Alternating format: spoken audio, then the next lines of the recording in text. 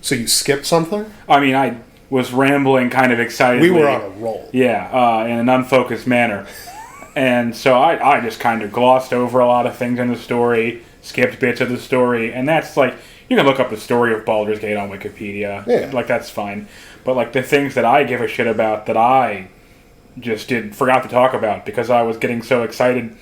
Talking about the Infinity Pants. Yeah, the Infinity Pants. That's the Pantaloons. That's such a good bit. The companions are really the strong part of Baldur's Gate 2, especially just like they are in 3. They're very, they're involved. Think about how many words is Astarion in Baldur's Gate 3? Like a million billion words? Yeah. So many words. Anomen is like this rich kid wannabe paladin, even though he doesn't have paladin in his kit for some reason. He's a fighter/cleric, which is basically the same thing. Paladin, yeah. But he's legally not a paladin. I'm not sure if that's like a story thing because he's not a paladin yet. He's still a squire, or I don't know what that's about. But his personal quest is him becoming a paladin. And if you have the old guy paladin that I talked about from before that I love so much, if you have Keldorn will be like, son, I will help you become a paladin. Time for me to mentor you. Yeah, exactly. That's wholesome. Yeah. And the evil characters make fun of him, especially because he has daddy issues. You have to go through some quest where you have to you get revenge. You have to take the high road with him, and it's pretty brutal. And if you do take revenge, he gets kicked out of being a paladin, and he's all mean after that. He becomes an incel after that. Oh man, it happens quick. Yeah, it happens quick. But if you successfully become a paladin with him, his wisdom stat goes up a lot, which is important because he casts with that. His wisdom stat was bad prior to that, and he becomes an actually good character. I mean, he's still not a bad character, of course. Does it change to being a paladin? No, he's still fighter cleric, but don't get me wrong. With the exception of Keldorn getting the Holy Avenger, fighter cleric is better than paladin. Fighter cleric is an ass beater because cleric is already like an armored fighting man, and fighter is an armored fighting man. So it's an armored fighting man with a side of heals in a better way than paladin with more stuff. Yeah, more spells. Yes, he's actually pretty good. There's Anomen, Vicky Viconia, who she'll be showing up again in this episode. Viconia is in Baldur's Gate 1 and 2. In Baldur's Gate 2, you find her in the government district about to be burned at the stake. And you have to lose reputation points to save her from being killed by the mob. And she's still evil to you, of course. She's a dick. But she's one of the romance options where you can fix her. That is an option. Really? Yeah. That's the drow, right? Yeah. Yeah. Which, of course, canonically did not occur because in Baldur's Gate 3, she is very much unfixed. Right. Yeah. I love that. You have to save her from being burned at the stake, and then immediately after burning her at the stake, you learn, oh no, I deserved it. I had it coming. They were right to do it. Yeah, I'm glad that you saved me. I cannot believe I forgot to talk about Herr Delis, who is... He's a tiefling, and he's not a tiefling like the Baldur's Gate tieflings are tieflings, where they're Asmodeus tieflings, and they're just like red people with horns. Yeah. He is like a bird person, and not like bird person is a bird person. He is like weird like eyes. Or... No. He is like a person with like weird eyes and weird ears, and when you click on him and move his character, sometimes instead of doing his little like "got it, boss" banter, he'll go "coo" like he's Birdman. That's awesome. Yeah, and he calls himself the Sparrow. And he's a bard. Which I have previously vouchsafed is not the best class in all editions. He's pretty good. Don't get me wrong. He's a Blade, which is one of the kinds of bard they made up. One of the kits for Baldur's Gate 2 they made up. And Blade is a more swordsy bard who can't do music things, but he can do this like defensive stance where he just kind of dances in place and his armor class goes up freakishly high and he can't move. But like if there's a door you need to stuff up, you can just plant him in the door and have him start dancing, and he's goated for that, man. He's not bad at that at all. Sparrows are like a sign of good luck, so like just being able to like, and no one can hit me. So he just starts like breakdancing, and people are like, "We can't approach ours. We'll get served." I'm pretty sure it's not literally dancing, but that's how I imagine it. So he's dancing. That's awesome. And he's a bard, so of course he's dancing. Yeah. And the thing about him is that there's another companion you can get quite early on. You get it in the promenade that you pop out of when your sister gets taken to wizard jail. Mm-hmm. You can go and do this circus, which is like taken over by a wizard, and there's all these illusions and monsters, really just a normal circus tent. And you dispel the illusions and beat the monsters. And you meet one of your old party members, a gnome named Quail, who is there from Baldur's Gate 1. He says, hey, remember me? I have a portrait from Baldur's Gate 1. And his niece, daughter, someone he's taking care of, I forget their relationship, honestly. Irie is there, and she's an elf, and she was one of the elves with wings, and then when she got caught and enslaved, they cut her wings off, and basically her character is that she is sad about that. There were elves with wings? Used to be. Yeah, clearly. Yeah, and she's one of the other romance options, and when she starts talking to you out of nowhere, it'll start playing this super sad, like, lute music, and she'll talk about how sad she is and how she's a ruined person now, and you have to tell her, no, it's okay, baby, I still love you. And you read my poetry about how sad I am? Yeah. And now she has this soppy voice, and she, like, likes the creatures of the forest. You know, it's that. Now I'm Tony, only you would love this character. Perfect, sounds like hot, intelligent, unstoppable person. I'm still only perfect, and she is but now also- I can't fly. She is also a multi-class cleric wizard, which Busted is as fuck. busted fucking strong, especially when you take her into the expansion pack, into the late game, and she has high-level spells from both options. She can do ridiculous bullshit. Yeah, she's definitely part of the triple Maximus Magic stack. You need her for that. That's Does she ever get her wings back? No. You don't get... Which doesn't make any sense now that I think about it, because she can cast Wish. She can cast Wish. She can cast Restoration. She can cast both of these things at a certain point, at least when I play with her, so I'm not clear on that. There Maybe are some it's like, loopholes in D&D when it comes to like narrative things. maybe it's like how Kaladin's scars don't go away because he thinks he deserves them. Yeah. Spoiler for Stormlight. Or they were cut off with a cursed blade or something. You can't. One of the red blades of the Wizards of Fae. If you want to fix it, you got to do X, Y, Z. You can't just poof it away. You have to uncurse it. Fair enough. Sure. It doesn't come up, but it should have. That's a fair point. Maybe it does come up and I left-click through the dialogue and skip that part. Who knows? If you know, post about it in the comments. Yeah, in order to heal my wings, we have to actually find the wings. Okay, well, what's the problem with that?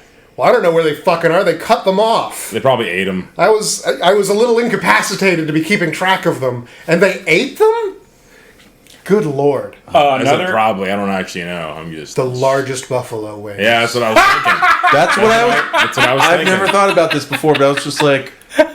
Demons and or at least devils, because they're organized. Devils have to do this at like somewhere in the hells, where they just cut off angel wings and then they deep fry them, and they're compelled. That's probably what happened. And then they sell them at like a roadside thing that if you eat, you have to stay in hell. Like just like Yanis. Yeah, when I ate the falafel, the cursed falafel, it was really good falafel, but it killed me. Yeah, you ate it while you were in hell. So I'm sure he rolled on a table too to get falafel. I know, bro. He rolled on a table. Can you imagine how good angel wings must taste? Yeah, I kind of want that. Can you battered imagine angel wings? Angel hair pasta with real angel head in it? Oh, man. Decadent. Another Tony-coded character I forgot to mention is Magi. Magi is yet another paladin, not a paladin. She is a fighter, I'm pretty sure, if I remember correctly, but... She calls herself a paladin. She's not. She's just a fighter. But I love that. Yeah, she's really good. She just justice. She's mechanically just not bad. She's a good character to have on your side. She fucks shit up. I would say she fucks shit up a little bit less hard than Corgan. But if you want to be a good party, you can't have Corgan unless you cheat or use mods. He's or something. chaotic evil. Yeah. With his 18 axe swings. Yeah. And Corgan bullies Irie, by the way. Because, of course. Because he just like. He's a consummate bully, and he sees a soft person from a mile away. I sense weakness. Yeah. Starts licking his chops. Thinking about the taste of angel wing. Yeah. And with that, welcome back to Scryer's Room. I am your host, Famfare. I'm Kevin. I'm Mario. I'm Rob. Thanks again for having me, fellas. Thank you for having us. We're talking about Baldur's Gate 3 this week. Yes, the Balls Deep Gape 3. So I was saying to the boys the other day, there's... I'm not normally an early access buyer. You know, I'd rather have the full product than speculate that a thing will likely come out. Like even Can you imagine how fun this will be when they do something? Maybe even if it's a good prospect, like I can just wait. Why am I sinking the money now? Yeah. Unless there's some kind of significant discount, and even then, I can just wait. That's fine. I'm willing to pay up to $40 to not wait, not like just play an incomplete game. Right. Exactly. And. The one game I would say that's not true for is Baldur's Gate 3, where not playing the early access cycle for that was a mistake. I know things about the early access cycle, like things that I've read, but I didn't play it, and I really wish I had done so I could see like the iterations they go through, because there are some opinions I have that I'm pretty sure they're true, but I don't know for sure that they're true because I'm just repeating something else that someone told me. Right. And I don't know. I wish I had played the game from early access. Yeah. Because the Emperor, as a character, wasn't really in the original script. He was added in at the ass end of it to kind of like tie things together. Initially, that was the parasite tricking you, and if you talk to it enough, you'd die. And two of the songs that are like in the soundtrack, The Power and Down by the River, are about the parasite. And they were flavored around the parasite, not the Emperor.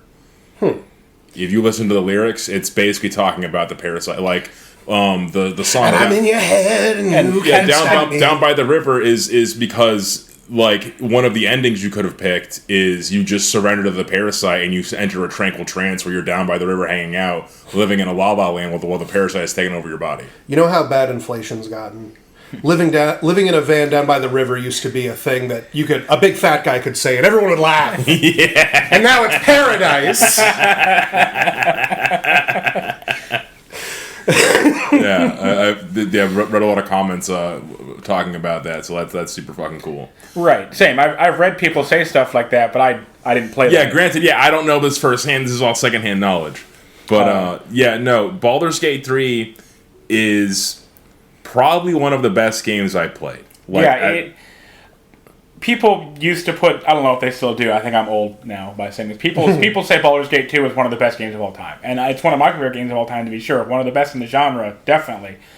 And it's not often that something comes out 20 years later, 25 years later. A sequel to something from 20 plus years ago, and then it turns out to not be complete dog shit. Yeah, and it's not a cash grab. It actually lives up to it, and it's just as good, and I don't know. That's one of those things where the right set of circumstances had to come together at the right time, and it's a wild occurrence that it happened. Because one of the things that had to like necessitate it being good is that Larian was basically making their own type of that game because they made Divinity. Yeah. And Divinity was their big... 1 and 2. Yeah, that was their big... Those a little. Didn't they also have to like essentially be suicidal in the production of it? They went bankrupt like 5 times. We have to let this kill us in order to get it finished, in which case we'll be saved. And that's like... But it will kill us. Pretty much any other company's not going to go for that. No, absolutely not. No, it's a disaster in any sort of like corporate spotlight. They would make you put all of those skins on a ripped-off copy of like a cereal box. Baldur Royale. Yeah, Baldur Royale. That's what it would be. And I hope you weren't intending to actually talk to any of these NPCs. They're just for you to pay for their skins. And run around with M16s that shoot fireballs. And I was talking to Brody about this. Baldur's Gate 3 was something that I pretty much implicitly knew. I knew both the rules to 5e. I understood them, and I knew Baldur's Gate because I'd played the games through several times. And so going into this, like I had to adjust some things, like, is this canon? Did my character become Ball at the end of the second game? What's going on here? Yeah. What are we dealing with? And there's some rule changes, like how Monk is busted fucking good in Baldur's Gate 3. So good. Which it wasn't on the tabletop. They changed a couple things between tabletop and Baldur's Gate. Yeah, 2 attacks starting from level 1 is pretty damn cool. Yeah. And that's how Monk is now in 5.5 or 2024, whatever people are calling it now. Yeah. Yeah. So I knew what I was doing. Like, I hit the ground running with that game. There wasn't like a period of like trying to figure out and like struggle, or it wasn't bad. It was just, I don't know. It was like playing a sequel, like not a piece of shit. We've played this game before, but now it's new and better. Mm-hmm. And one of the things I really appreciated about Baldur's Gate 3 is that there's a big spotlight on the Githyanki, who are like otherwise always kind of like on the back burner as far as Forgotten Realms lore goes. Like, who the fuck knows about the Githyanki prior to Baldur's Gate 3? They come across so cool and good in Baldur's Gate 3. Like, they're excellent, man. Yeah. My actual introduction to the Githyanki as a concept came from Brody. Really? Yeah. With Frogbert or? Before Frogbert. It was, I think, like before Frogbert, but like around then, yeah. Because I didn't play Baldur's Gate 3. I just knew about the Githyanki. They show up in Baldur's Gate 2. Oh. Yeah. Really? Are they in the sewers? Doing evil shit? No, they're. You are doing evil shit. There's this guy who is constantly fucking you over, and one of the ways he fucks you over is you help him, and he fucks you over, and he makes it up to you, quote unquote, by giving you a piece of a Githyanki silver sword, and they instantly show up, and they're like, "What the fuck? You can't have this. What the fuck? We're gonna kill you now." Where did you get this? Yeah. A guy gave it to me. We don't believe you. Yeah. And you can beat them up, and you can take the other part of the silver sword and make a Githyanki silver sword, which, in that rule set, in Baldur's Gate 2, just has a chance to kill you. Like, it's like Vorpal. Like, you cut the string, like you cut the string that connects their soul to their body. They're out. Oh man, that's metal. That's pretty good. Yeah, it's a pretty good move. And presumably they're only so hard as a fight because just like in Brody's campaign, the Githyanki lore is if you get too strong as a Githyanki, they eat you. Yeah, the Vlaakith. Vlaakith will just consume you. I think it's like level 15. Once you get level 15, it changes based on edition. Okay. Sometimes it's a little higher, sometimes it's a little bit lower. But once you get to like mid to late teens level, she summons you to congratulate you. No, actually, for your VIP dinner. She's the immortal Lich Queen, and she just consumes you and adds you to her. Gestalt of mine. She's like Shao Kahn or whatever, you know. Your soul is mine. Yeah. Shang Tsung. Yeah, that's the one. I mean, they both eat souls. They but do. yeah, Okay. He's the that's the I was doing Shang Tsung. Yeah, isn't Shao Kahn's hammer made from souls? Like when he swings his weapon at you, he makes the green hammer appear. That's like souls, isn't it? He just has vague like Conan the Barbarian soul powers. I don't know. It's pretty metal stuff. It's my Lochnar. Pretty much. But Baldur's Gate. Yeah, Baldur's Gate 3 is... the different acts are like... There really are like different games. I think that in terms of just being like a sandbox of shit you can do, Act 1 is one of the best things ever created. Yeah. Like the amount of different ways that the NPCs react to different stuff and different ways you can go around everything is absolutely mind-blowing. It's so like wide and deep. Like there's so much different shit you can do. So I love games like that because anytime you have a game that has moral choices or anything where you can like choose your own adventure kind of stuff, more often than not, it doesn't matter. The only way I want to play, the only way I want to be involved is to be able to have the power of persuasion. That is the only stat I actually value in games like that. It's a good one. So even though I'm playing like a good aligned character, I want to be the good boy. I want to be the bestest of boys. Now, traditional thinking has most people think, well, Tony, if you're the good guy, obviously you have to kill the bad guys. But I'm a good Christian boy. Killing is wrong no matter what. So that's why I befriended the goblins. I walked up, and the second they're like, hey, we're going to kill you and take all of your stuff because we're evil raiding goblins, I said, hey, pal, we should talk about this. And then they're like, you know what? No. Well, he does look pretty handsome. Yeah, and I had a high charisma stat, so it worked out. And so, of course, I fucking talk to the goblins. And I just walk in their little camp knowing that they want to destroy and just eat all the fucking tieflings and the druids. But no, it's cool. We can talk about this. And then only when my hand was forced, where it's like you literally can't progress unless you kill these guys. But even then, you just have to kill their leaders. You don't have to kill all the goblins. They fuck off after you kill all the leaders. So I literally just, like, in Act 1, I'm just talking my way through everything. Like, what class were you playing? Sorcerer, because I played Sorcerer in my first game, too. Because I wanted to play a Wizard, but Wizard is an int-based class. You wanted the charisma, yeah. And I wanted the charisma so I could talk my way through all my problems. And I love... And because I always played Wizard. Yeah, that, too. And it's funny because I have a very, very biased view of the D&D classes. Yeah. For a very long time, looked down on sorcerers. I had a player who was on the brunt end of this when I was DMing, where in my setting, one of the factions was racist against sorcerers. If you have magic on your blood, it's because you're a cheater, you're a filthy, filthy cheater, you're a dragon fucker. I would be in that faction. Yeah, you're a dragon fucker and we don't like you. Yeah. And he was playing a sorcerer, so I went out of my way to be mean to him all the time with these characters. And that carries over to my actual personality because wizards have to work for their magic. They have to study books, and it's rigorous training. Whereas, my daddy's a dragon, I'm actually kind of magical. Magic is super easy, guys. I don't know why you're struggling so hard with this. Fuck you, asshole. It's like fuck you. It's like finding out that the guy on your high school basketball team is like, that's Michael Jordan's son. It's like, fuck. He's like, you guys have never done... Like, man, the rest of us have to go home to a house. Yeah. It's the magic equivalent of that. And so I had a real bone pick to sorcerers, but playing Baldur's Gate 3 and being able to talk my way through all my problems with my giant dick and pretty face just made me very happy. Yeah, so. it was good. In my head, I'm imagining, like, you're like, come on, everybody, just calm down. And they're like, no, we can no longer be reasoned with. We will have blood. We will... And then you're like... And then you shoot like lightning at him, and it kills him, and all the other goblins are like, oh my god! Ah! And they're running crazy, and you're just standing there like, I really hated having to do that.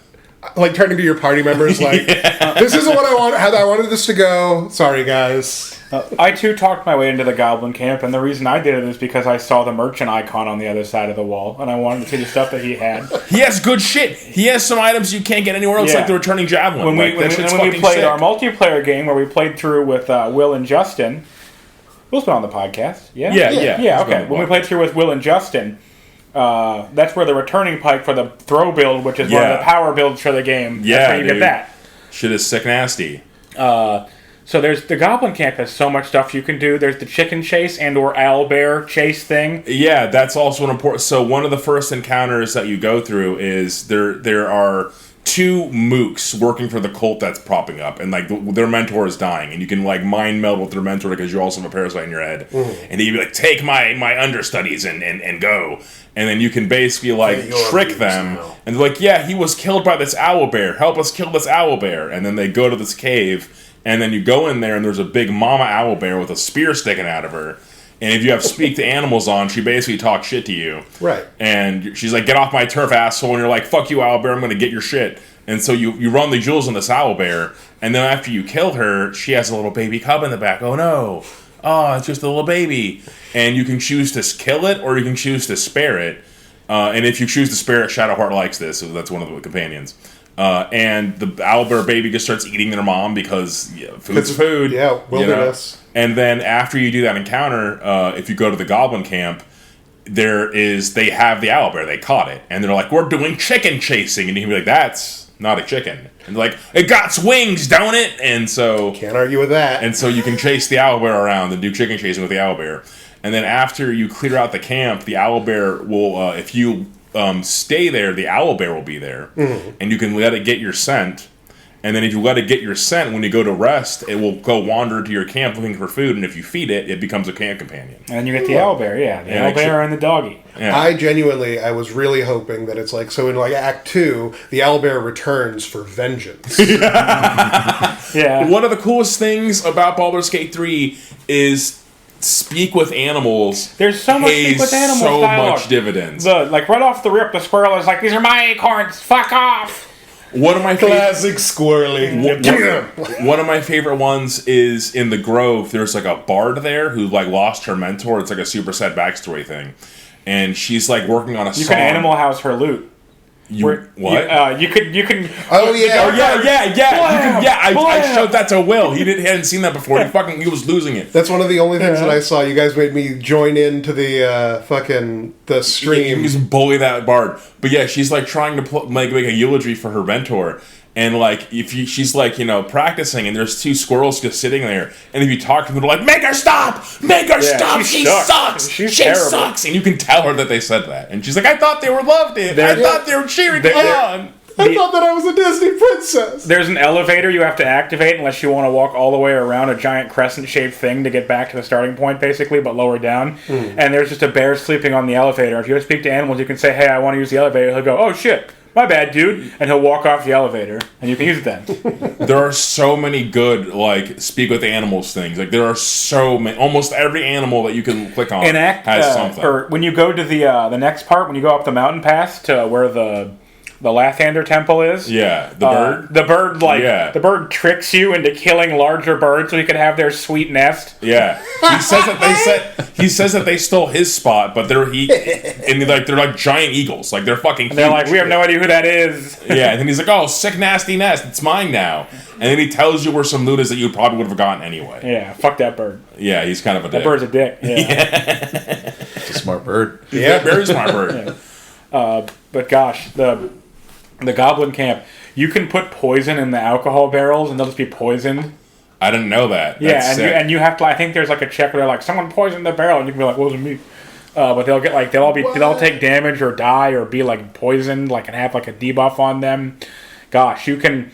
I walked into the first time I played. I walked in through the camp. I did all the stuff outside in the camp. I clicked around and talked to all the guys. Did little cutscenes out there. I went inside their little temple. I think it was like a Saluna temple or the other one. Yeah, temple. It's Saluna. Yeah, Saluna temple, and their 3 leaders are there, like you said, who you can just kill. And I was kind of walking around. I talked to the Zentarium little lady. Yeah, because she had cool shit. And she was like, don't go stealing my gunpowder barrels. And I knew, that's how I knew they were gunpowder barrels.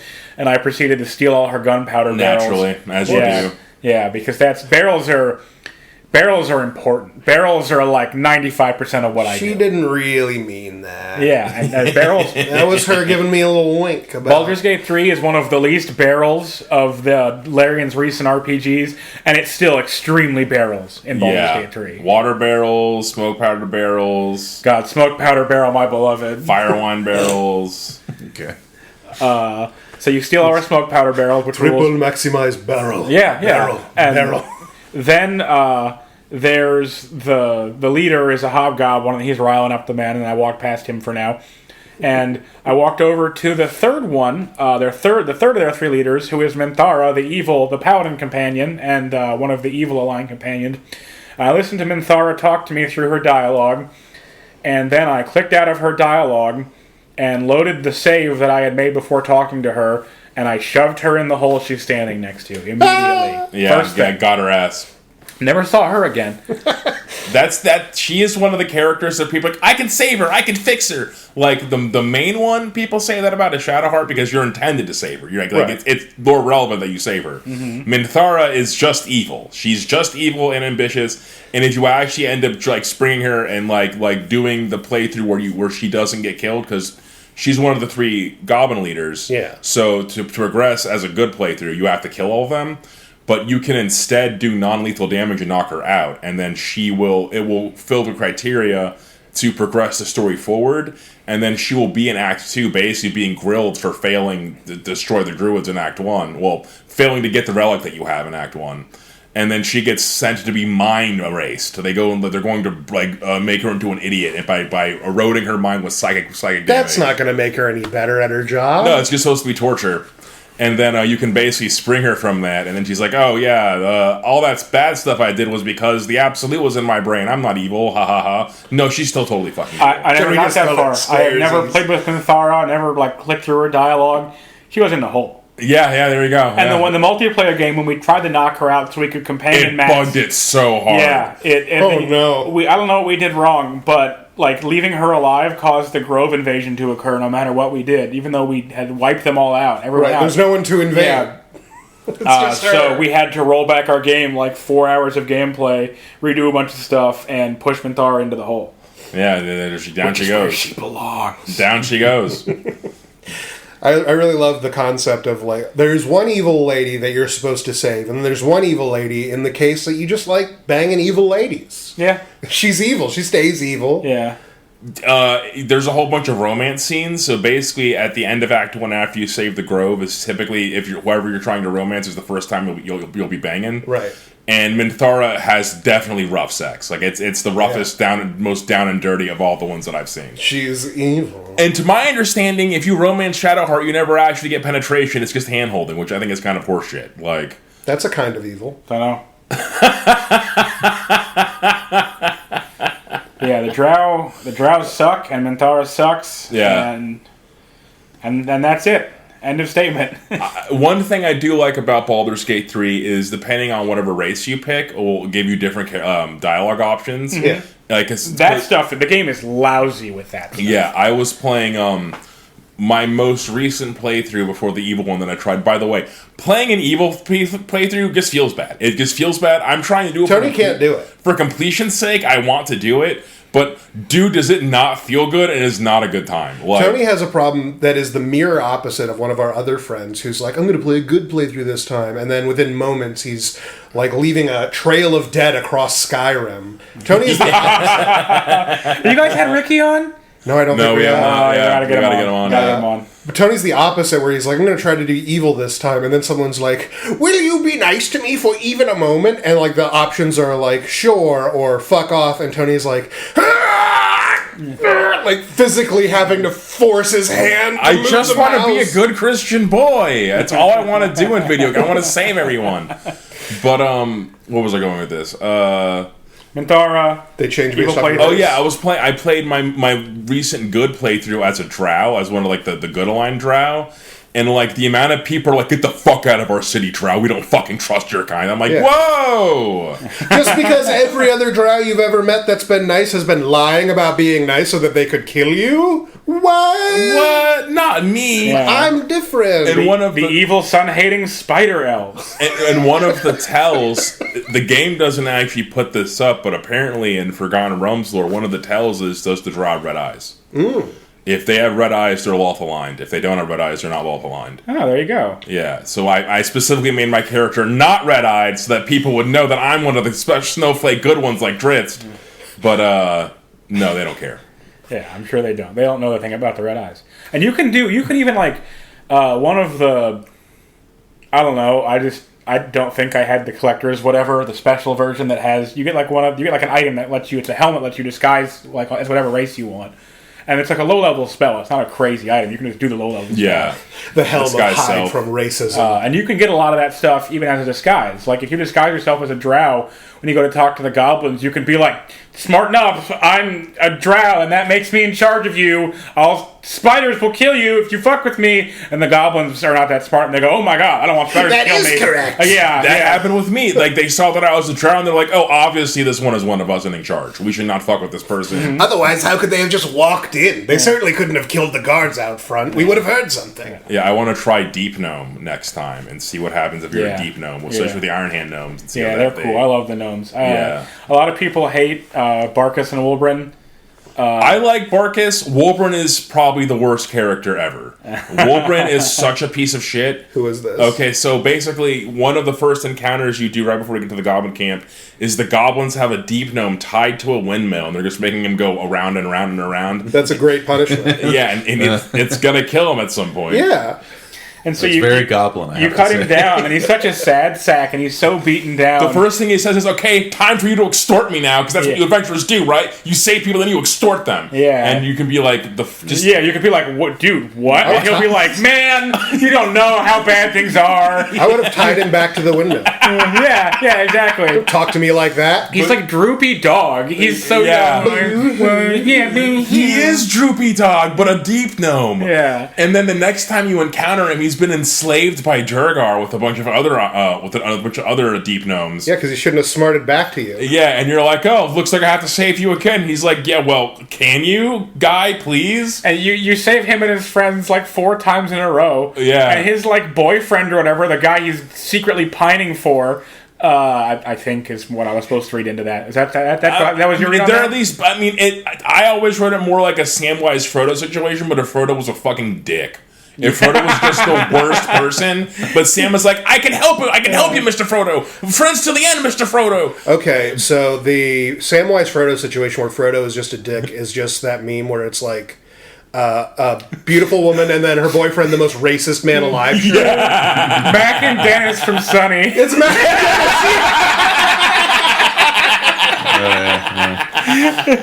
Dennis. That's my take on Barcis and Wulbren, is that it's Mac and Dennis from Sunny. It's his hetero life mate. His hetero life mate. And so you save him from the Durgar, and then in Act in Act 1, and then in Act 2 when you go into, there's like this Moonrise Tower, where all the cultists you go to the cursed land, where all the cultists have been gathering, and the leadership is there, and there's a bunch of prisoners in the basement, and he's there, and Wolbrand, the Barcis, the guy trying to save Wolbrand, goes to the little town that's like the only safe place in the Shadowlands. It's like the last light in, and the guy he's trying to rescue is in the basement, and he basically sees you immediately. He's like, you mean business. You're one of the cool guys. I know that you're a cool guy. You're going to help me out.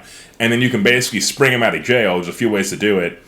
And then once he goes back to the last light in after you tell him there's only one safe place in this entire place, and you have to go there, and he goes there, he starts talking to you as if he's better than you. He's just such a dick for no reason. Yeah, he's like, oh yeah, thanks for that assist, man. We definitely had it ourselves, but it's cool that you were there. And do I give you money or something? And then you tell him that Barcis is like, yeah, dude, your buddy Barcis like told me about this. He's the reason why I saved him. He's like, oh, that motherfucking dickweed is here.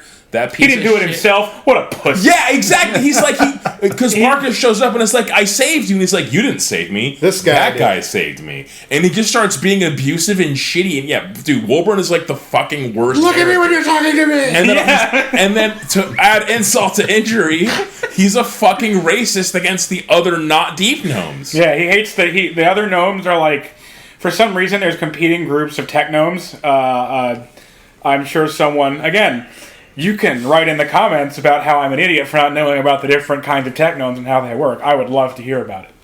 There's different kinds of tech gnomes, and the kind that's not Barcis and Wolbrand, the Gondian gnomes, he hates them so much. They're like enslaved to make machines for Hitler. Handsome young man named yeah, the handsome, strapping young man. Yeah, for a one of the they call in the game. I think they refer to Gortash as a handsome young man, and maybe it's just me, but he looks like a mobster, and I don't mean that in no nice way. He looks bad. He looks cartoonish and evil. Rob, can you pull up a picture of him real quick for Kevin, just so we can see how cartoonish evil Gortash is? I'm imagining like a gnome Snidely Whiplash. He is so like a Dr. Doofenshmirtz. He is so villain coded. It's insane.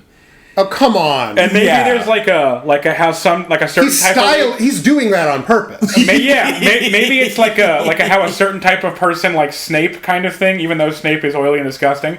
Maybe some people are after this like post-punk evil clown, but that's not for me. Man, that's a thought I didn't have until just now. So, like in Venture Brothers, the reason that like the Monarch is the way he is he was like in the like fucking 80s punk scene. Yeah. And like the timelines being what they are, Snape probably was also like in like London punk's wizard scene for the wizard racists in London.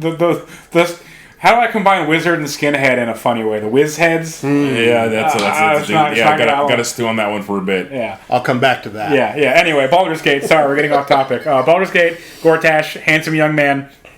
Act 2. Barcis and Wolbrand. The Gondians are enslaved by Gortash to make evil war machines, to make psychic brain-powered super Nazi cop bots. I think we should roll it back a little bit here. Yeah, you're right. We're getting too far. We're getting too far. We need to go over the bare bones of what, because we're already halfway through the episode. We haven't even talked about the integral plot of what Baldur's Gate 3 is. Yes. Basically, a bunch of illithids show up, mind flayers, and they're big old Nautilus Kraken floating. They come from space. Yeah, they came from space, and it's like gobbling people up. It's like taking people. And you wake up in their Nautilus with they put a parasite in your brain. And that's Baldur's Gate 2 hinted at this. That's because you talked about the Baldur's Gate 2 has these illithids coming out of its ass just everywhere. Like in the sewers, there's illithids. What are they doing there? You meet this underworld figure, and it turns out he's secretly illithid. What the fuck is he doing there? If you have a rogue stone in your inventory, you open up a door that just leads to nothing. Except when you open the door with the rogue stone, it activates the gem jump portal and rips you into this place where an illithid is like, "What are you doing here? Get them!" There's illithids. They were setting up for this. In 1998, they were setting up for it to be Illithids. And they're like, by the time Baldur's Gate 3 rolls around, we're going to be so ready. It's going to be great. When do you think it'll be ready? Well, obviously, we're not going to let it go for too long. We'll try to get it out by 2001, 2002. So anyway, you get infected with a tadpole. You wake up on a ship. You encounter Leza, who's a Githyanki, and she's like, we got these tadpoles in our heads. This is bad news. This is bad fucking news. And Lizelle says to you, left click on the enemy to attack them with your sword. Yeah, the tutorial character. Yeah. And then you also encounter Shadow Bay, also known as Shadowheart, and she is an interesting character, to say the least. I don't like how they change her design when she goes good.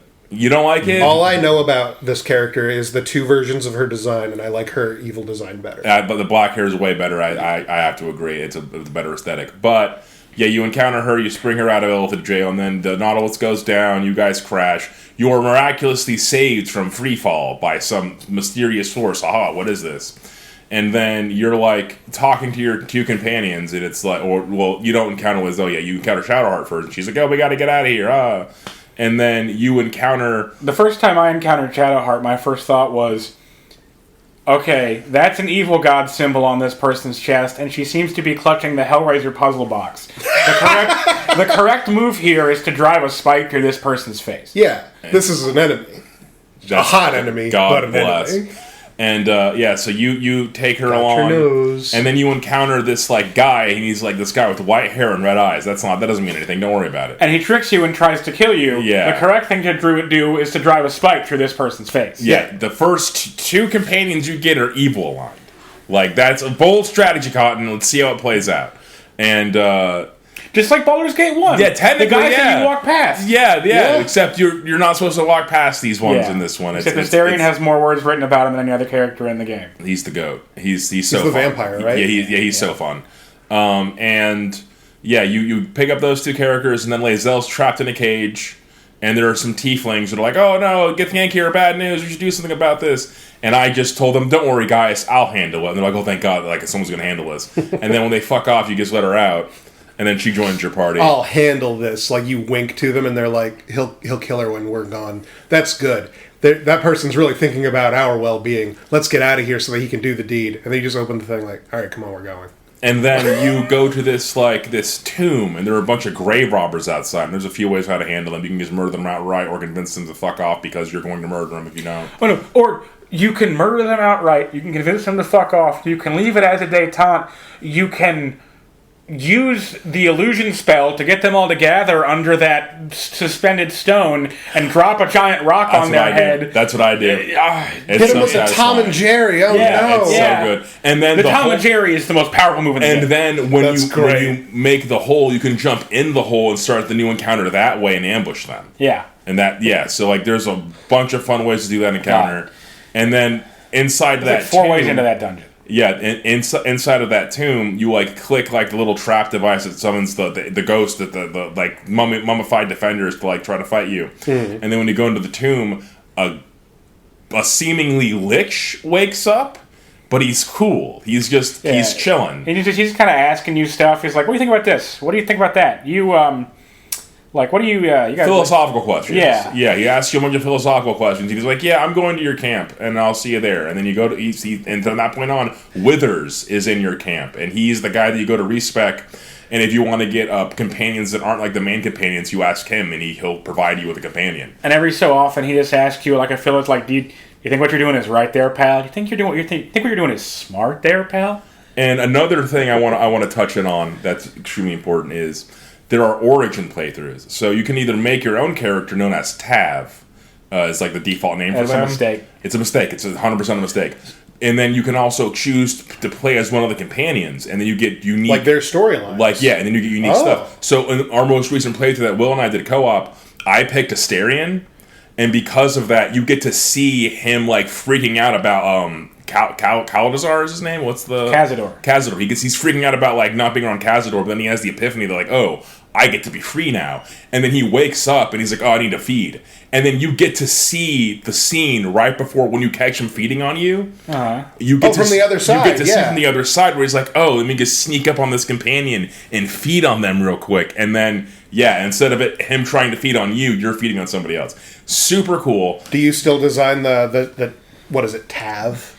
You designed Tav. Tav is the name of one of the developers' dogs or something. Yeah, but that's when you can pick your own character, you pick your race, whatever, and make your own. The Dark Urge, you can make him whatever you want. Yeah, too. but I was going to say but there is a origin selection called the Dark Urge, where it is also you choose your own character and you pick your stats, but you are compelled by thoughts. You have a dark urge, and you think all the time, I'm just going to kill people. I want to see blood. I want to maim and rip and tear. And one of the first encounters you have is there's a portal fucking up, and there's a guy's hand coming at him, and he's like, "Oh, please help me! Please help me!" And normally, as a sane human, you'd go up and try to help him. And you help him out of the portal, and you get the game's okayest companion, Gale.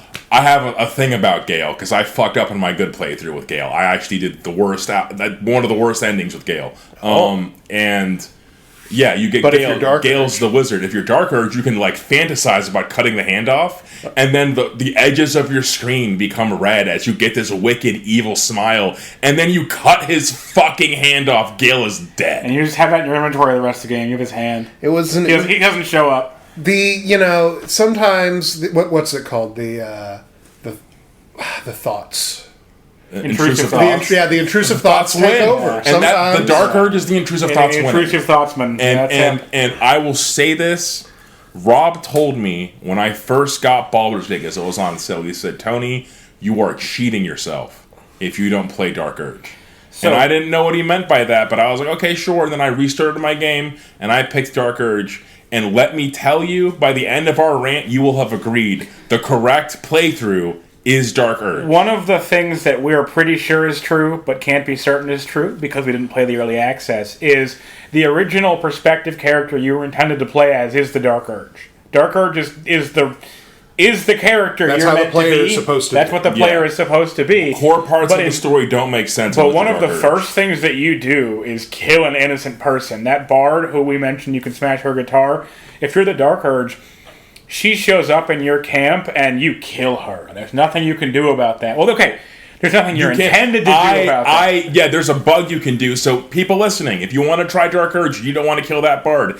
If you go into the Druid Grove and you knock that bitch out before the long... Because once you cross the bridge to the Goblin Camp, your next long rest will trigger this cutscene. Will make the bard show. It will make the bard show up, period. But if she's unconscious / killed or incapacitated, a different unrelated bard shows up, and then you kill that one instead. And if she's that feels a lot better, I bet. It does, because you don't get locked out of all the quests of having that bard still be alive. Because a whole bunch of the good playthrough stuff is there's a specific quest of the tieflings that doesn't trigger it unless she's alive. Oh. So I was I want to play a good boy playthrough, but I want to play Dark Urge. I'm cucking myself out of this. How do I do this? And Rob told me that, and it salvaged my playthrough. So if you're also like that, yeah, definitely check it out. There are 10 or 12 guys that show up in Act 1 that persist through Acts 2 and 3, and you really want them to be alive. Yeah, there's the story. If you fuck up any one of these breadcrumb trails, it impacts Act 3. The knock-on effects of stuff that you miss by killing these people, it adds up. You miss a lot of shit. Yeah, you get miss out of items, you miss out of story, and and it's such a good story when it all comes together. It's fascinating, and but yeah, so you meet Withers. Yeah, you meet Withers, and he is a very important character to how the story unfolds. But yeah, then after that, you creep up down the aisle a little bit more, and then there's a bunch of goblins attacking this this gate, this big old gate, and a bunch of people running up to it, oh, let us in, let us in, let us in, and a tiefling is oh, you led them here, you jackass, unga bunga. And a bunch of goblins attack, and you intercede. And then a dashing man with a rapier shows up. I'm the blade of frontiers. I'm going to save everybody. Ha! And he helps fight the goblins, and you beat up all the goblins. And then they open the door for you, and it's a druid grove. But there's a bunch of tieflings in there who are trying to go to Baldur's Gate because they're fleeing Elturel. In one of the source books, one of the physical books, Descent to Avernus. Yeah, they made for 5th edition is one of the major cities in the area just kind of falls into hell. Whoops.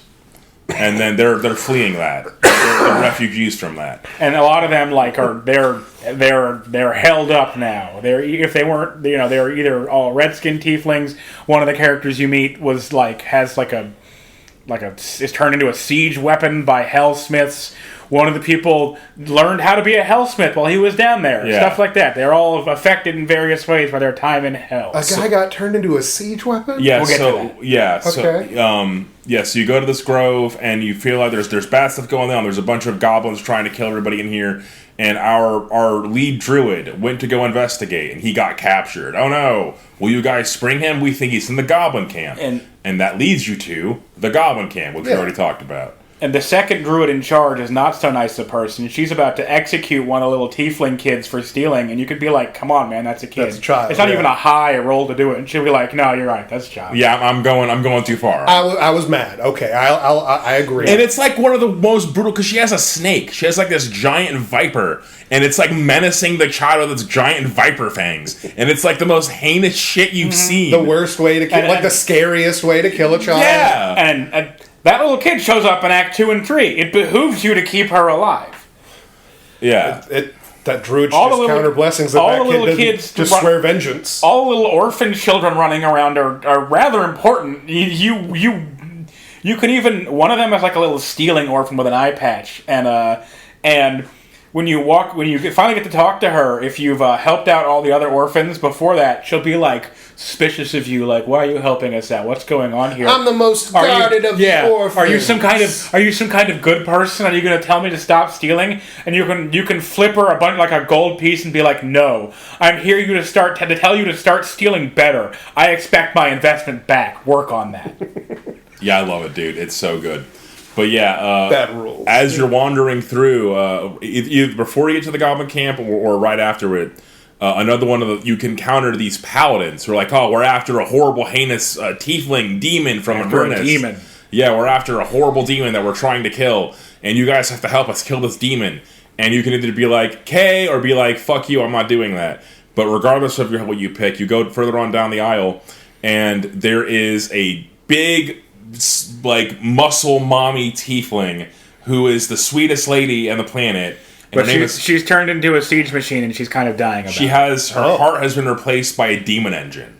And so she is, like, basically burning hot at all times, like tossing the touch. Oh, that's the lady with the glowing chest. Yeah. Karlak. And you can basically, she tells you those paladins are full of shit, and you should not trust them. And she's right. They're actually, like, working for, like demons, or devils, rather.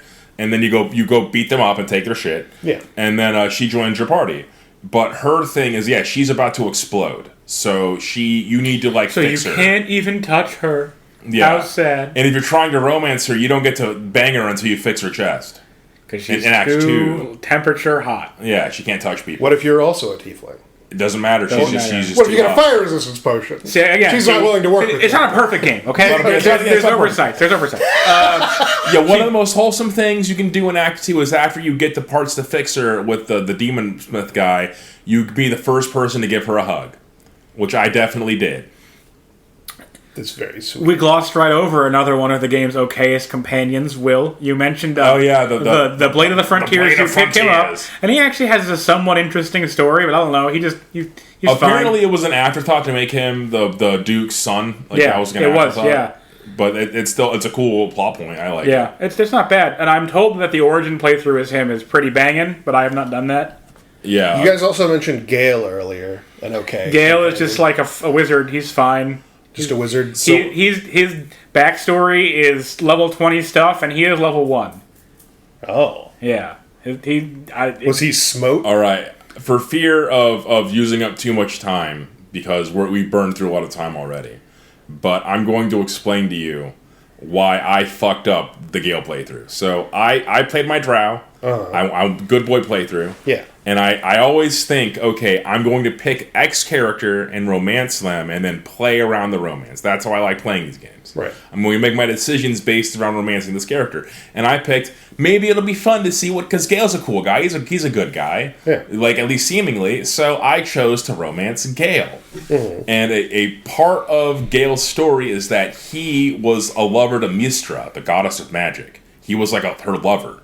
I thought as a mortal. There was a different character who was like married to the goddess of magic or something. No, she does Zeus. She fucks a lot. It's like Zeus shit. Okay. Yeah. And he wanted to impress her basically, And so he accessed magic from Karthus, the guy that like tried to usurp Mistra and had the destroyed like civilization to do so. Like all magic stopped working for a while. Back when it was Mystara, right, Mario? Yeah.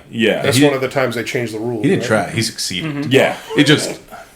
He shouldn't have. Yeah, he fucked it. He fucked it. And so Gale tries to access some of that stuff, and he has this artifact in his chest where he has to consume magic items to feed it, or he's going to explode and kill everyone.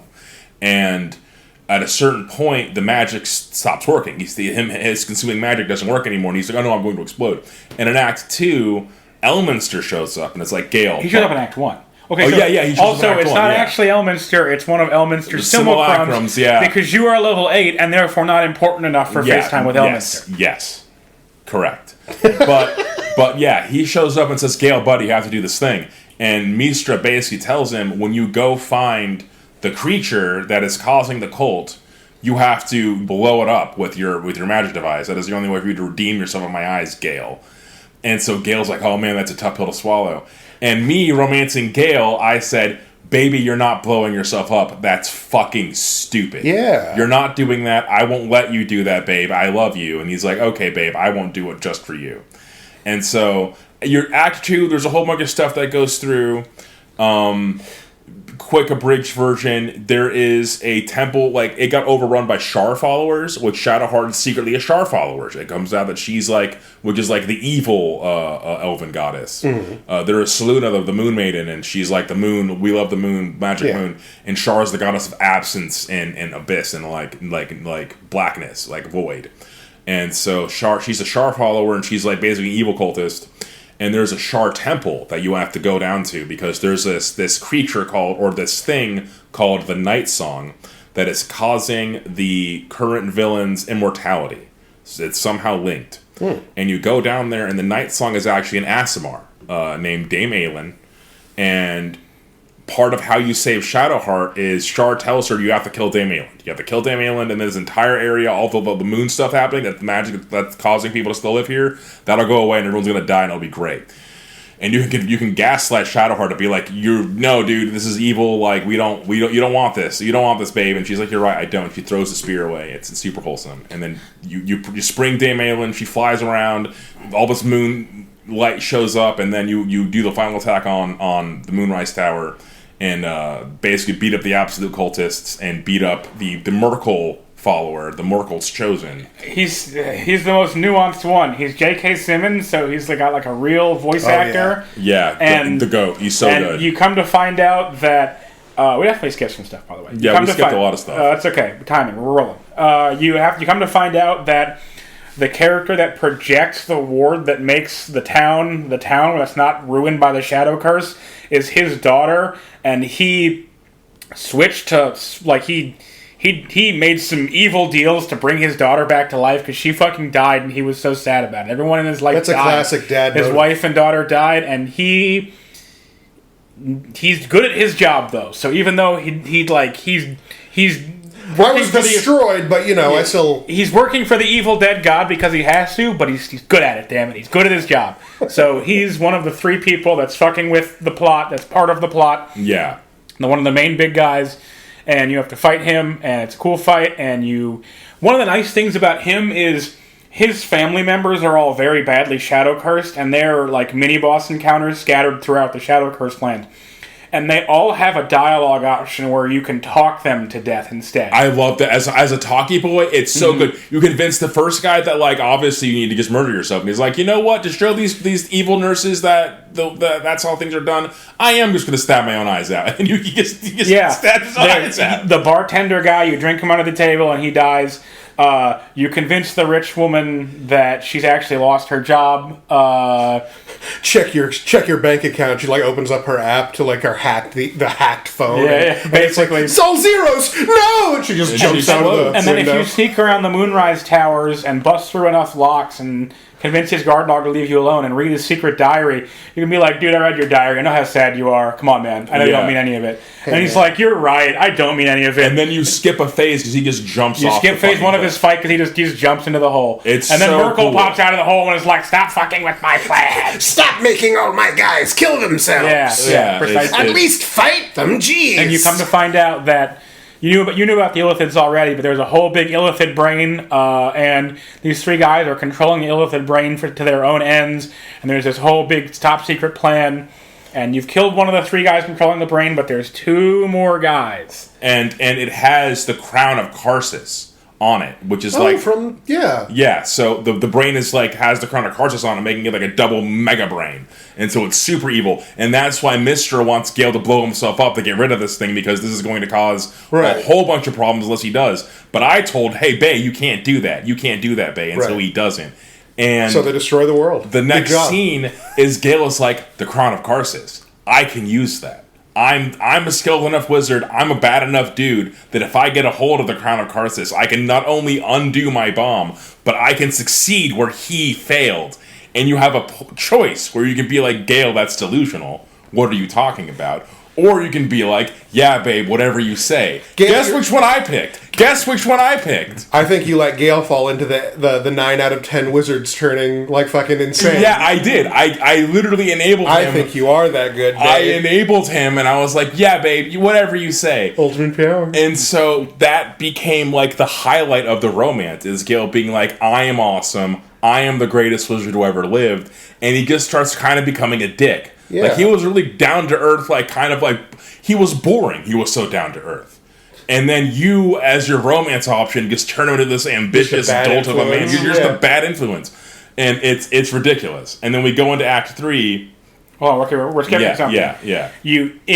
I legit made a soy face at the screen. You go to Act 2, and you go into the town in Act 2, and the leader of the town comes out to confront you, and it's Jahara from Baldur's Gate 1 and 2. She's back. That's one of the characters I use, because she's Fighter Druid, and as we established, Fighter Cleric is really good, so Fighter Druid is also really good.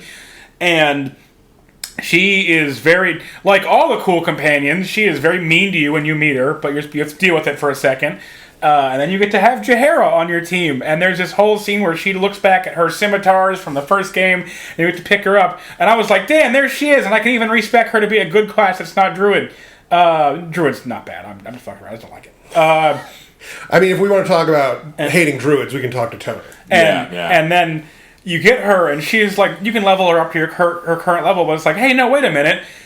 I have a save on my computer where this character is level 25 and has like all of her best shit. Like Mjolnir in one hand. Yeah. Like, you're ridiculous. What'd you do with Mjolnir, lady? And you in Act 3, if you investigate enough, when you go to her house where all of her adopted children are like, you're a shitty mother to her, and you go into the secret hidden basement, you can not only find the right of the... You can find her John Wick fucking vault? You can find her John Wick vault, where she has the legendary items that you were most likely to have given her in Baldur's Gate 2. She has them. They're in the vault. Along with a little necklace that's like a keepsake from her dead husband. Yeah. And some macaroni pictures. And the right of the timeless body that she's been working on as a druid, but because that's when you're like a level 18 druid, you get right of the timeless body. She's been working on it. Oh. She's just not sure if she wants to be immortal. Yeah. It's a big choice to make, especially when you spend a lot of your time as an animal that then dies, and then you're fine. Yeah.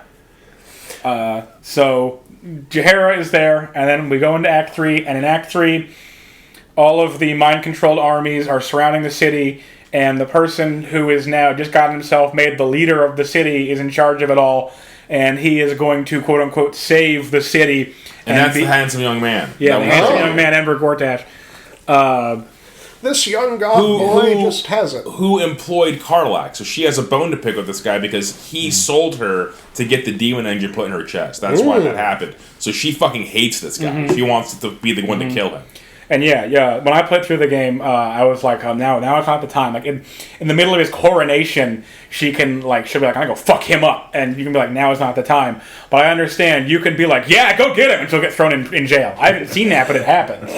Yeah, it's really, dude. There's so many options. There's so many just good options. And Act 3, you're in Baldur's Gate. Act 3 is a little bit cut to shit. Like So Act 3 was supposed to have multiple areas to it, and it does. It has Rivington, and it has Baldur's Gate and the sewers, but there's supposed to be an upper city as well. You can tell. Because they jam-pack so many The lower things. city has got so much stuff in it. One of the things that I always say about Baldur's Gate 3, and Baldur's Gate has got, like, literally next door to each other, catty corner, are 3, like, world-ending threat scenarios. Like, literally, like, within, like, 3 square miles. There's this guy who's wrapped up in it, who's one of Asmodeus' sons or something, Raphael, who's constantly just like popping up on the side of the road like, I can save you, I can save your life from the tadpole. And because, we're not children and we've read a book, the answer to that is, are you kidding me? Faustian bargain? Yeah, Faustian bargain, Faustian, yeah, exactly. Are you kidding me right now, dude? Get the fuck out of here. You can trust me, it's Raphael Asmodeus Jr. Yeah. I'm here for a Faustian bargain. And his house is or the portal to his hell is next door to the Shar Temple, where Viconia from the first 2 games is there. She's been the one who was in charge of Shadowheart the whole time. She's the one who made Shadowheart forget who she was and stole Shadowheart away from her family for Shar, because you never did fix her with your penis. That didn't happen. So that wasn't canon. Yeah, she's still evil, and because I liked her a lot in the old game because she's so damn useful, she's such a good cleric, I spared her, and also because in this is a drow culture thing right here. Like, if you kill someone, they don't know you beat them. A defeated, still alive enemy will be stinging from that for the rest of their elven life. So and it means more, yeah. Yeah, exactly. And her knowing, like, kicked her fucking ass. And we threshed all those. It's like the biggest fight in the game. You fight an entire temple of shark people who all rush you at once. There's like 20 acolytes. It's fucking crazy. And we just bottled them up in the stairs and threw like blades and AoEs into them and just like mulched like 100 guys. Having to fight a classroom full of people, essentially. Yeah. Good lord. Yeah, it's a very intense fight. And right next door to that is the Vampire Palace, Khazor Zar's palace, and you go there with Astarion, and you can that's the point where with Astarion, you can either choose to have him give up on the whole revenge thing and just be himself and let it all go, or he can reverse like the weird ritual his vampire boss was going to do, which involves 6,000 souls, and kill all the people and slurp up all their vampire power and turn himself into the head vampire. And he gets a lot stronger, but he also becomes like a school shooter. He instantly comes down and is like, "Oh yes, my pet." He's Palpatine's out. Yeah, dude. he becomes fucking immediately. There seems to be a theme here. My very first playthrough I played, I romanced Astarion, and I was like, yeah, babe, you eat those 6,000 souls. Yeah. You can do no wrong. And yeah, he just becomes so predatory after that, it's like, it's bad. Yeah. I suppose I was more so thinking you would just be able to, like, punch dudes harder and, like, fly with glowy eyes, and it seems like you're evil now. Like, you know what Strahd can do? He can do all the things that Strahd can do. So he can, like... Oh, yeah. He can, like, burst into bats and go somewhere. He can get the shit beaten out of him in one round. Yeah. That rule.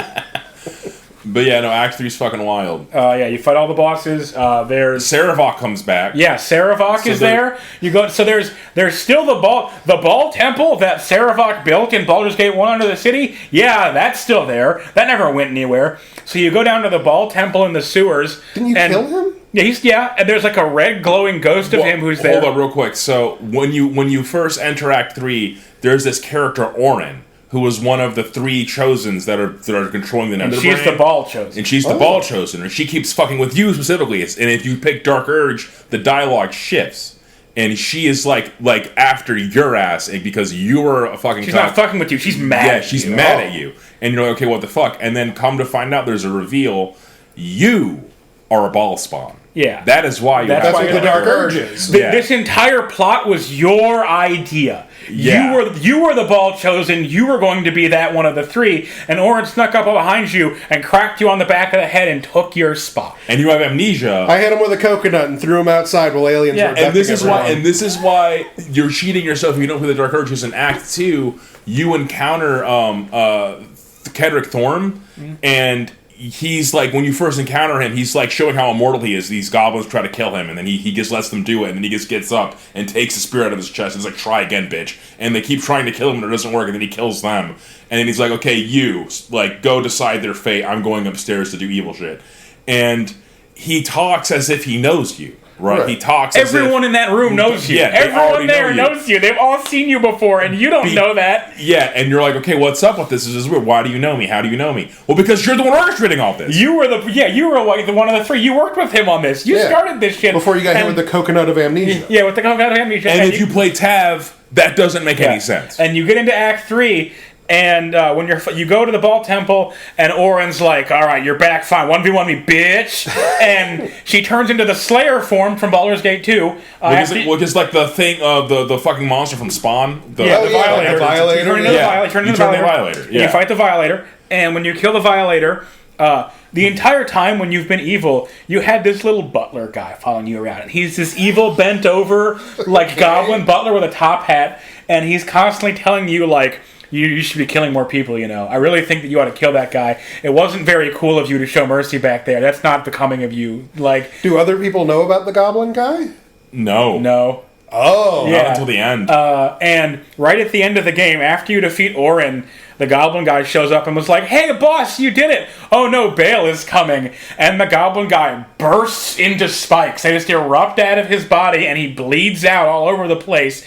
And the pool of his blood on the ground is what Ball is inside of. He's in the reflection in the pool of his blood.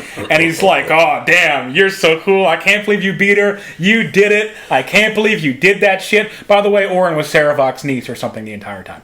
I like my plans are coming to fruition. You're going to be so good. Let's kill everyone together. Let's do the thing. And you can tell him, no, Dad, I'm not going to do it. I'm not an evil person like you. You are a turd bucket. Fuck you, Dad.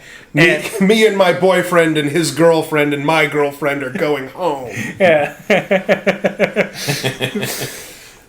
And he says, fine, I'm killing you now. And he kills you. He takes your blood out because that's his blood. Right. So he takes his power back, and you're lying on the ground, and instead of the credits rolling, it plays this cutscene where Withers walks up and was like, guess what? I was a god the whole time, dude.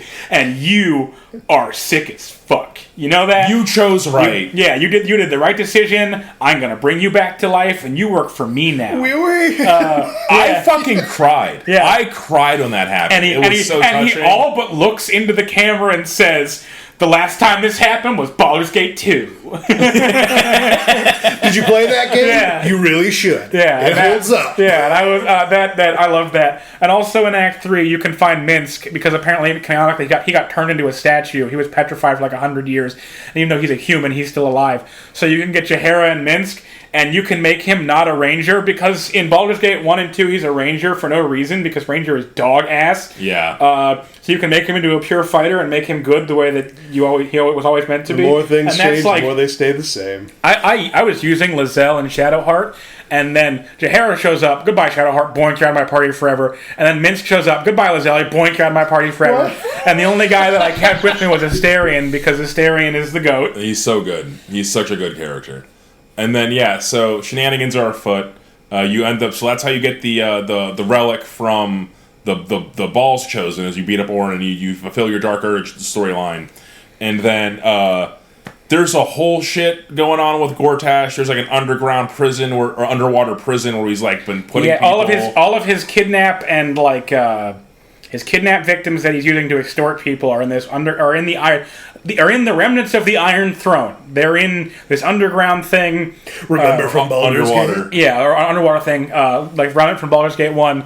And when you land there, he's like, do you think I wouldn't know you'd get there, jackass? You have to do this weird encounter where you have to like get all the prisoners out as fast as possible. A lot of dimension doors. Yeah, and when in our multiplayer game, we destroyed that. We had it was 2 rounds. So good. It was so good. That's because me and Will both knew it was coming. Yeah. So we had hyper planned for it. But then you get all those people out, and then you get to go and free the Gondian gnomes who were enslaved. You can say, hey, I got your kidnapped family members out. You don't have to work for this guy anymore. And you get their slave collars off them, which, God, that took us like 30 tries. Yeah, it's super annoying. And then there's the final scene with Wulbren and Barcis. Remember them? Yeah, from way back in the beginning. Yeah, they show up, and Wulbren is like, oh no, fuck the Gondians are evil. They weren't enslaved, they meant to do it. Because one of the things he does, if you talk to him earlier in Act 3, he gives you a WMD to just blow up the factory and kill all the Gondians. And he's so pissed you didn't do that. He's like, why didn't you blow them up like we agreed? And then finally, Barcis is like, fuck you, Wulbren, you're a piece of shit. Fuck fuck you. I'm in charge of us now. I'm the leader now. Fuck you. And he gets carried off, and he's a loser. It's great. It's a great ending with Iron Man. Yeah, very cathartic. Yes. Do you get to use the WMD bomb? You sure can. You sure anything? do. Yeah. You sure do. Yeah, you definitely just have in your inventory. Sounds like more of a free bomb than a plan that I agreed to. Yeah, exactly. And for some reason, the giant ultra robot you kill at the end spits out a bow, presumably because the bow was supposed to come from something else that got cut. And we're getting. Oh God. Do we have enough for another episode of this? No, we don't. But we'll just keep going. We're rolling. We need to talk about the Emperor.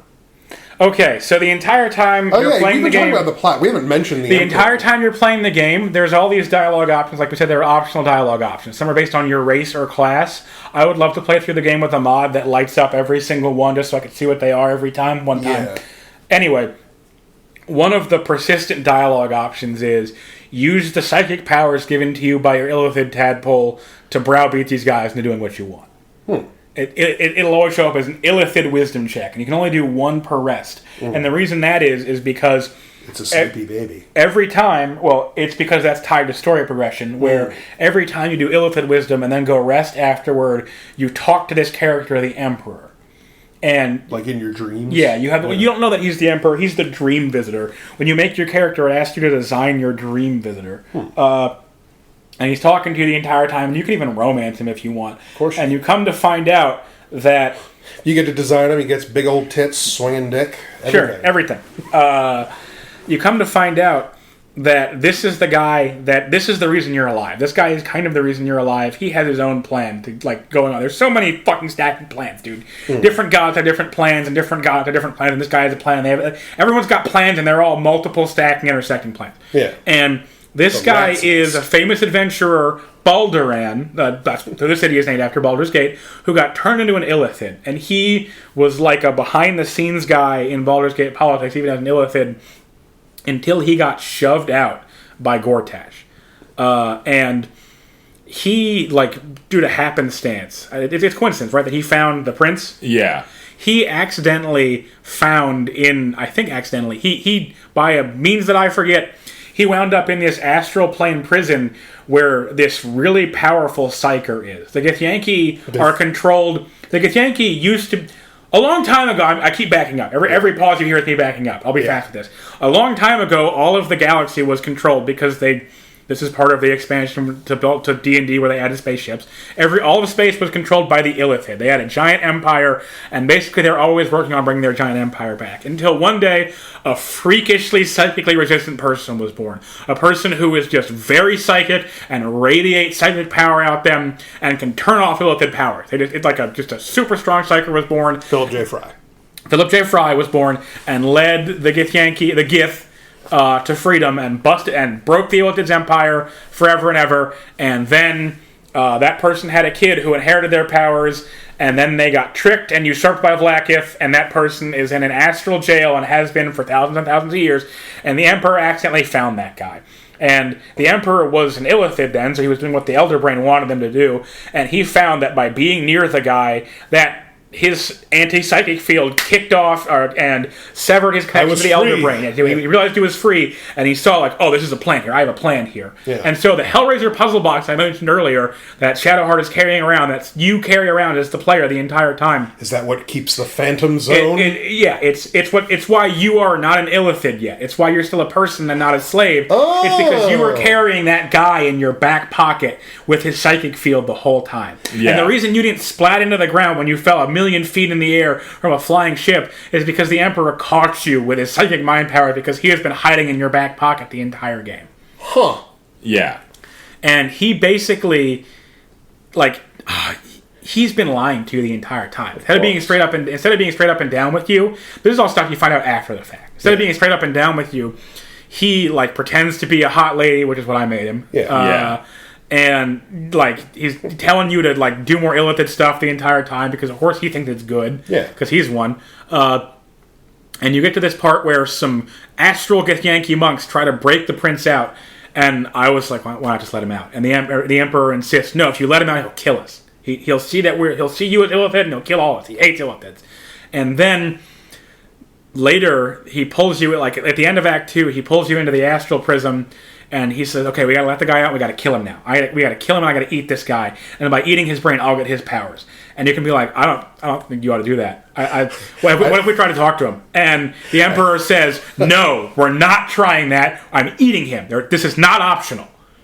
And what I said to him in response is, I'm not letting you eat that guy. And the Emperor goes, fine, we're enemies now. I'm going back to work for the Elder Brain. Yeah, what a dick. What a dick. Yeah. Yeah.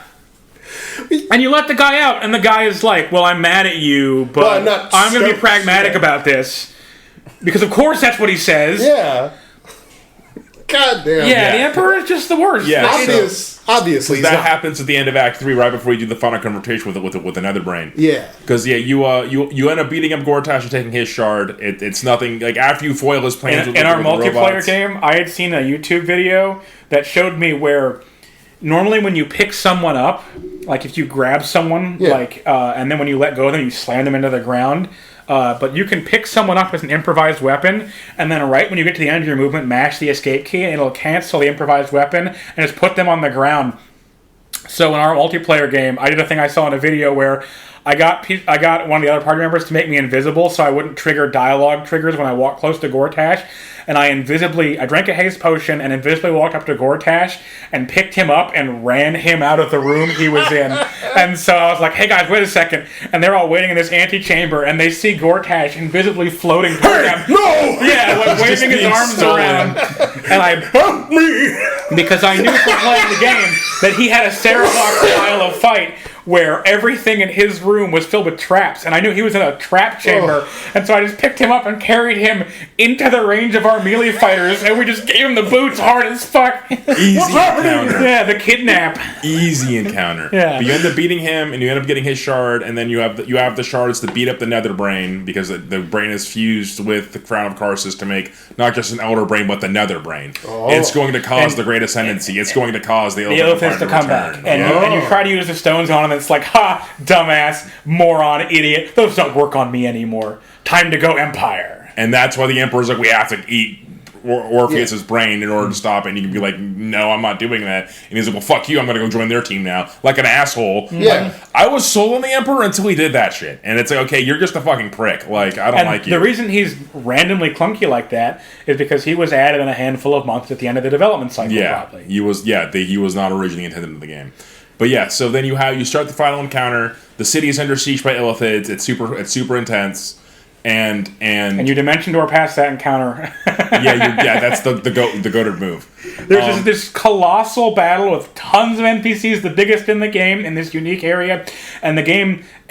There's this bit where everyone you've helped along the way comes back to you, like the reverse of the last episode of Seinfeld, to help you out, and you can summon up this army of helpers. And instead of doing that, you just turn invisible and walk past, or probably fly past everything at this point. Because if you go... one of the things about the game is constantly like, you can't fuck around with this illithid stuff, you'll die. Yeah. You won't. That doesn't happen. There are no time limits. There's only one time gated thing in the entire game. And so if you want to make the most super juiced possible character... you just are constantly eating more illithid tadpoles and getting psychic as shit. And you just become this psychic demon, half-illithid monster who perpetually flies everywhere. And so you just become invisible and fly past all the monsters and click the go to the end of the game thing.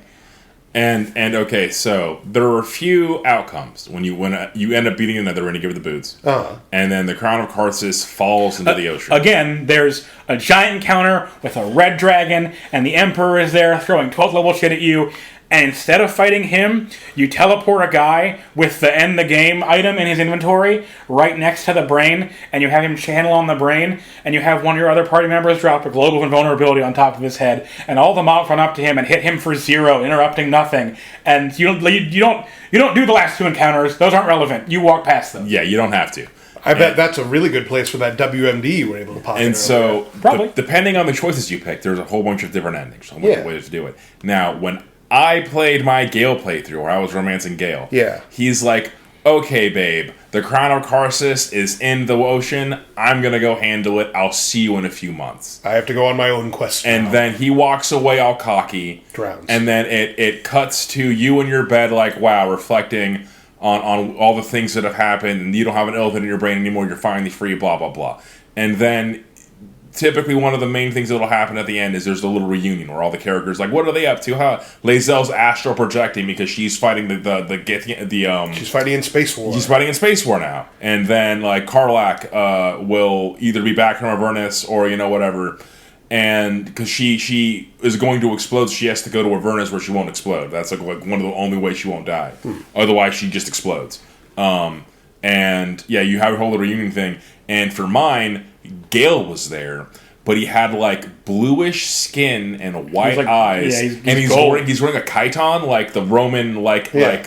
He's becoming Ice King before your very eyes. And he's like, I did it. I am the ghost. I did it. He's God now.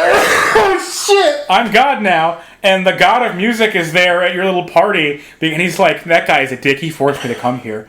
And Gale says, you will be my companion forever. We're going now. Yeah, I will make you a god as well. You will be a god with me in Mount Olympus. Oh man, and so early on in Act 3, you encounter his Tressum, which is a cat with wings, and it's eating messenger birds, and you have to tell the fuck off stop being messenger birds. Yeah, and you can bring Gale, and Gale's like, oh, that's my cat, that's my Tressum. You know how many fucking calls I've missed? Yeah, he's like, oh, hey Gale, I like you. Like, well, she's kind of snarky to Gale. The Tressum's kind of snarky to Gale. Yeah, and then, as you're doing this, like, Gale's like, okay, so the one of the endings you can pick is to go to godhood with Gale and just ascend to the heavens.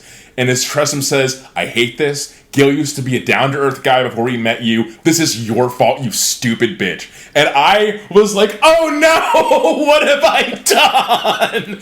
Specifically, he's the god Yoko Ono to that. I was like Yoko Ono. Specifically, he becomes the god of ambition, and he starts gloating about having a temple in Thay.